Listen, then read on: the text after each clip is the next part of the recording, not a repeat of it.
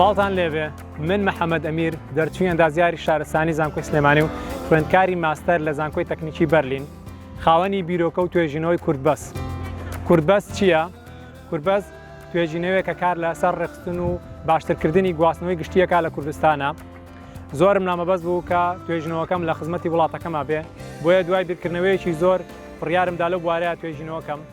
لە توێژینەوەکەمە ئەپلیکیشنی کوردبەسم دروست کرد کە تایە نەخشەی هێڵی پاسەکانی هەموو شارەکانی کوردستانی تایە و تایبەتمەندیەکی تایە بەکارهێنەر لە ڕێگەی دیاریکردنی شوێنی خۆی و شوێنی مەبەست ڕێنمایی ئەکاکە با کام پاس و بە نزیکەی چەند کاتی پێچێ بۆ شوێنی مەبەست.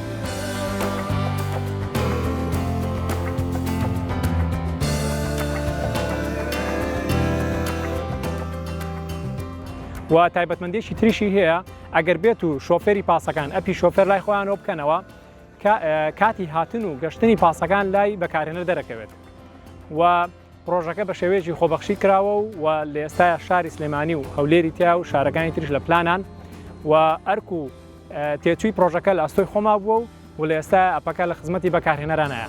ئەگەر سیر بکەین لێرە وامانداناوە کەمە پاسەکان و ئێستا ئیشەکەن و هەمویان ئەپەکان لای خۆیان کردوەوە. بەم شێوەیە داتای پاسەکان بۆ ئێمەیەت و ئێمە لێرەوە ئەتوانین سێری بکەین. بۆ نمونە ئەگەر ئەم جارە شوێنێک دیاری بکەین ئەوڵێن لەم خاڵەوە ئەمانەیە بڕۆین بۆم خاڵە، لێرە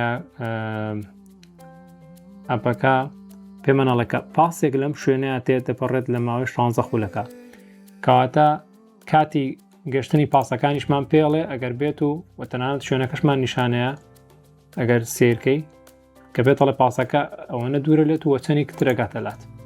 ئەمەیان بەمان شێوە و بۆ نمونە چ پاسێکە ئەمە تر بەم شێوەیە ئیشەکە ئەپەکە.